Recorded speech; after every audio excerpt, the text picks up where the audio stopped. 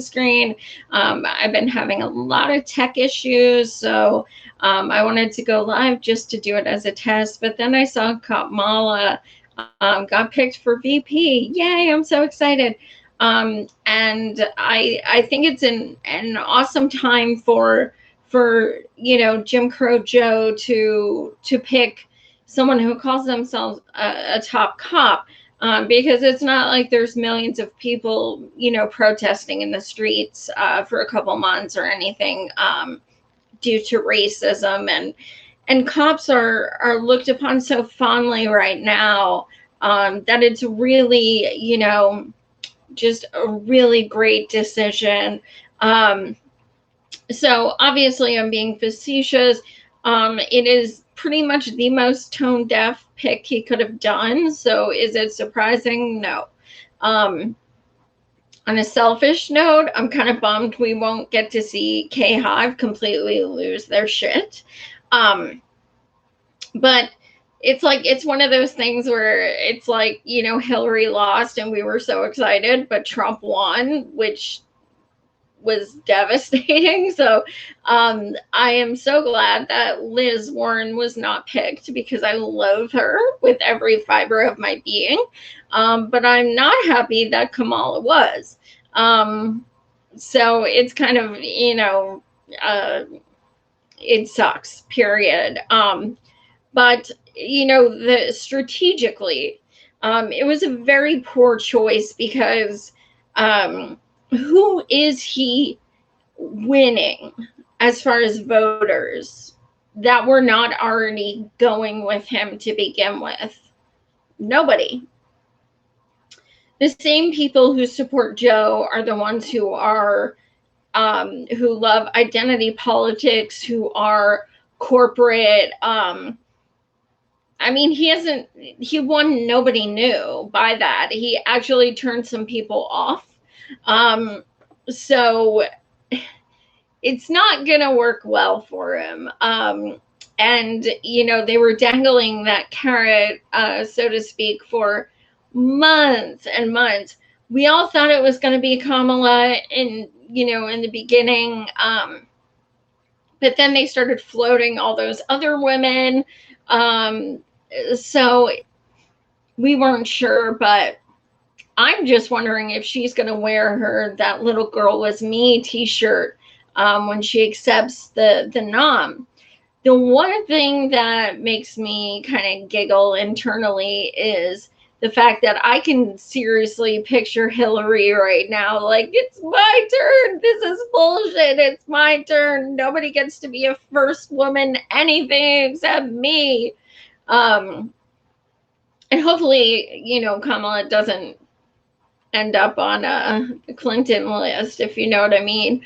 But it's sad. And I feel for, all of the African Americans who are rightly so freaking out right now. Because that can't feel good. She's caused a lot of pain for the African American community, and so has he. So that's the epitome of tone deaf to say, well, we've both caused harm, but she's, a woman of color, so that'll just be negated. Identity politics, unfortunately, is something we saw in 2016, and it's also, besides the cheating, one of the reasons why Hillary got the nom. Because when I would campaign for him, people would say, I really like Bernie, but I want a woman. And you'll see it here as well. So it's actually very depressing to think about it being the way that it is. This is going to suck. I think he actually has a lower chance of winning now. I've never been sold on the fact that it's a guarantee that he's going to win. I think people who are so sure are in for quite possibly a rude awakening. People were sure in 2016 that didn't mean anything. You know, people like to rationalize it by saying, well, but Trump keeps getting worse. Okay, cool. That doesn't mean people aren't going to vote for him. That means you aren't going to vote for him. There, he has, you know, whether you want to admit it or not, Trump has a movement. Is a disgusting movement filled with racism and xenophobia and hate, but it is a movement. That being said, he's made millions of phone calls. He's knocked on millions of doors. His volunteers. What has Biden done? Nothing, because they're so sure they're going to win. Well, you know, unfortunately, we may very, very well be the one who has to pay for their karma yet again. It's incredibly frustrating. And honestly, it's just sad. The only thing I can see coming out of a Biden presidency is more of the same. And also, I worry that so many people who have been protesting will simply stop. And that'll be pretty heartbreaking, because if anything, I feel like if Biden wins, we should be in the streets even more, because of the importance to show that this is not a time to relent. This is not, oh, someone's elected with a D, so you know, just because they're listed as a Democrat, everything will go back to normal. That is the most privileged thing to say. So many people's normal is homelessness, not being able to have food on the table, unemployment, you know, and everything like that. And, you know, people who say they want to go back to that, it's pure privilege. It's sad. Every day is sadder. I find myself crying a lot, even though I wish I didn't. I waver between anger and sadness. Like it definitely depends on the day. And I know I'm not alone. I know I'm not. It's so depressing, and I think the hardest thing sometimes is think about what we could have had. Bernie is in no way, you know, a deity or perfect, but he had the right intentions, and I mean that alone is more than I can say for anyone else. I mean, it's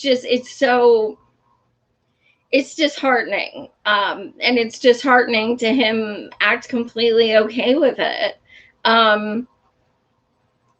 It's so many people are suffering right now, and I don't see anything changing. If Dems can vote against Medicare for all when we're in the middle of a fucking pandemic,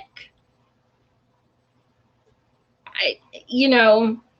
And the gross thing is, and you know, we touch on, Pat and myself touch on this in our book.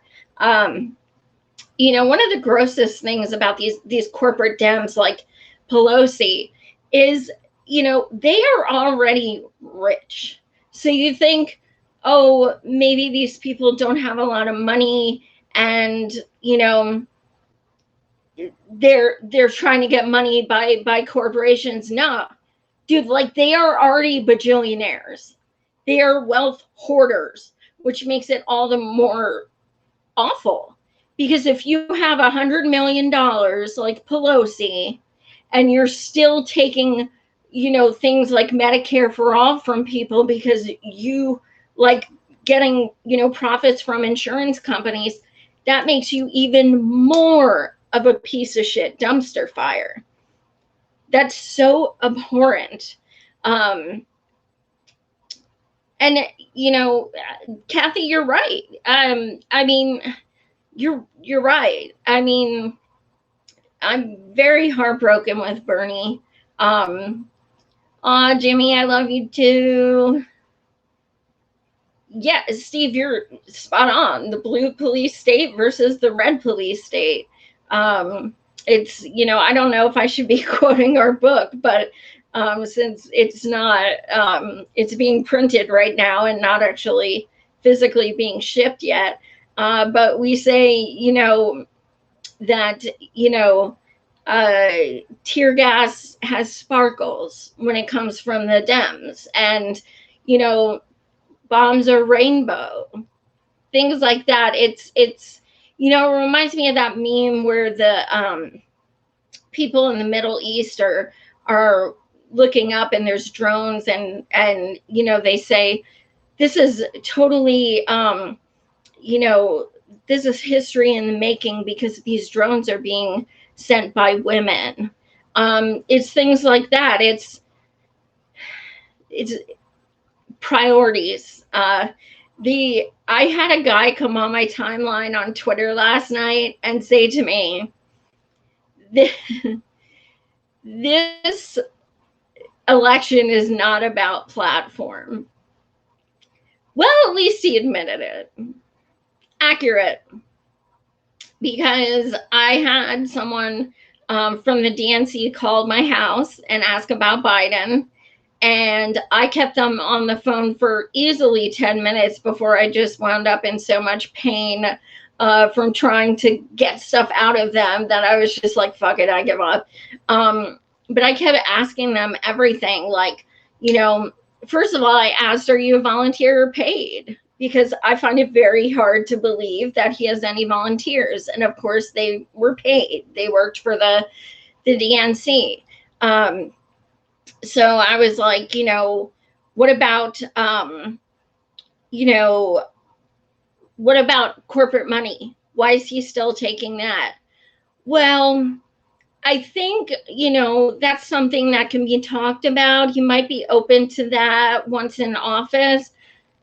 Okay, no, not good enough. That's if people don't use their leverage now to get him to even attempt to change, he's not going to do shit if he's elected. We saw people like Obama. They campaigned on something more progressive, and the only way he changed was he got worse. That's the only way people change when they're in office. They back up. They don't improve. They already got your vote. What do they care? So anyway, I keep going with this guy, and we're on the phone, and everything I hit him with, he's like, I understand, Miss Joy. And then he has the audacity to ask me for $100 donation after I said I'm not voting for Biden. I'm like, are you already hearing? Like, no, I'm not going to vote for him, but yes, take $100. I don't even have $100. And if I did, I sure as hell wouldn't give it to Biden. They have no concept. I said, what about him telling people to go out to the polls and, voting in person during a pandemic? And he's like, oh, that was Trump. And I was like, do you want to give me your email? I'll send you a link right now. It was him. And I mean, we just went back and forth. I said, you know what? All you guys know how to do is bully and vote shame when it comes to actual questions. All you can say is, but Trump. I said to him, give me one reason, just one reason to vote for Joe without saying Trump. And he's like, well, the fact of the matter is he's going to restore, the unity to the United States, just like Trump has, divided. And I'm like, you just said Trump. Give me a reason besides something saying Trump. He couldn't do it. Now, the difference is, like, I went to Iowa for 5 weeks. I moved there for 5 freaking weeks from Pennsylvania to volunteer for Bernie. Now, I knocked on hundreds of doors in the ice, in the snow, in the 3-degree weather. And, you can ask me any question about Bernie or his platform. I could talk for hours. I'll pull up my invisible podium, my note cards, and I'll go off. And that's how every freaking burner is. We know his voting history. We know his platform. We know this shit inside and out. You take corporate candidates, none of them know any shit whatsoever, because A, a lot of the times they don't have a platform. B, all they do is say, but Trump. And C, identity politics. They feel like they don't need to know anything else. It was the same with Hillary. Why vote for her? We need a woman. Not good enough. Like Susan Sarandon said, I don't vote with my vagina. If I'm going to vote for a woman, I want her to be an awesome woman. Period. She's got to be strong. She's got to be honest. She's got to have a history of activism. Whoever is the first woman president, VP, whatever, is going to be setting a precedent and is going to make things even harder or easier from the next one that should run. If Kamala is VP, I pity any women who run in the future. They're going to have a lot to answer for, just because they're women, and their first woman is not a great pick. Not that any of Joe's, floating VP choices were. All of them sucked. Kathy, I agree. We are effed. I don't. Like, the thing is, okay, I'm pissed at Bernie. I'm hurt by Bernie, but the fact of the matter is, with millions of us, we had over 1 million volunteers. We had the most donations. We had the grassroots army. Nobody had a bigger movement than us. We even had a bigger movement than Trump's. Like, we were winning states. If we cannot do this, I have no hope that anyone can, because he changed everything. He got people to start saying Medicare for all on a public stage. He made things like that a household term. He woke so many of us up about corporate money and things like that. So many of us didn't understand the magnitude of these things, before we were exposed, thanks to Bernie. So the fact that he changed politics forever, whether you like him or not, it is a fact. He changed politics forever.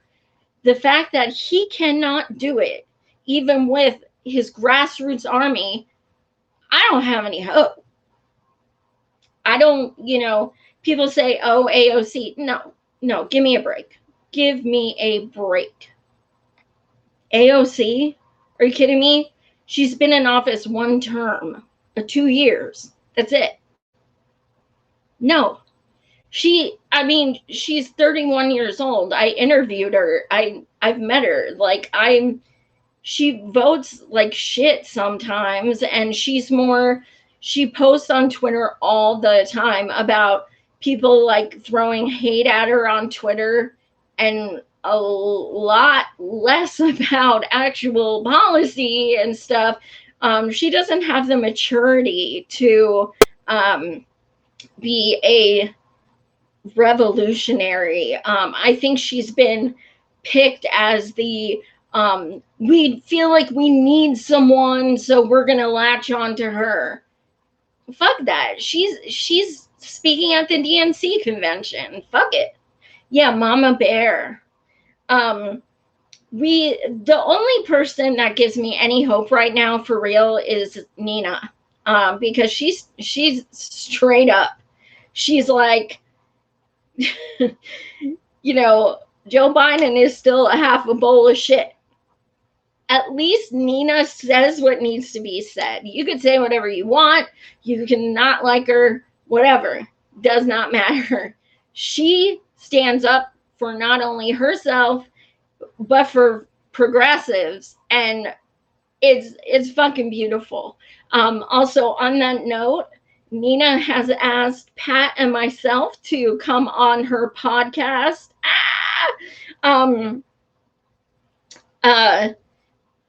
the 20th. So in 9 days, Pat and I will be on her podcast, Hello Somebody, to talk about our book that is being printed right now. And it is a resistance parody. And some of our characters are Nancy Pagosi, Alyssa Shalano, Mira Tantrum, Jennifer Poobin.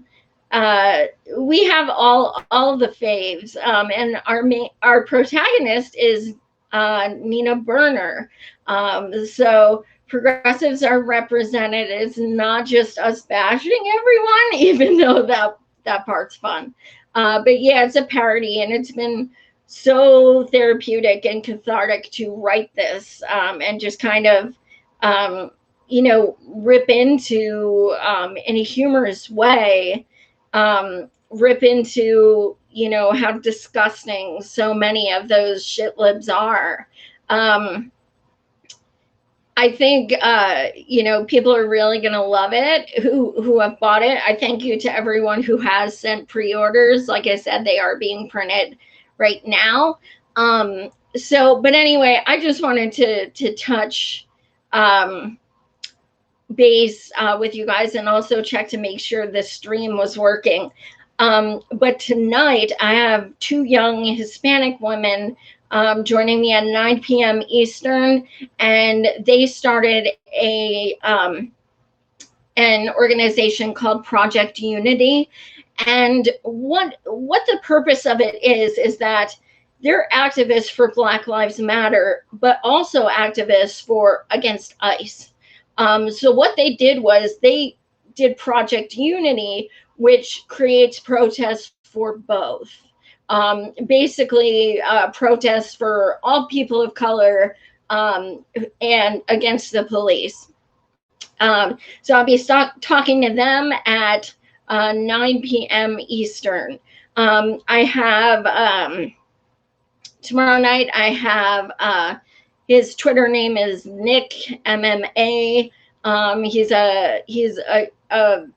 an African American, balls to the wall, Dem socialist. Like, he blew up on Twitter. He's like at 40K, just kind of like overnight, because he's just like, he's so cool. He's just an awesome person.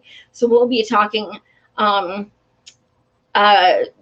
things political tomorrow night at 9 Eastern. Next week, I have my buddy Mike Figueredo from Eunice Report. That'll be like our 7th show together. And I have independent presidential nominee. He's incredible. He is Native, and a lot of his plans are for Indigenous peoples. And then Nick Brana will be coming on to talk about the People's Convention, the People's Party, where Miss Nina and Brother Cornell and all these awesome people will be speaking. So I have some good stuff coming up. But next one is tonight, 9 p.m. Eastern. Thank you guys so much for watching. Take care.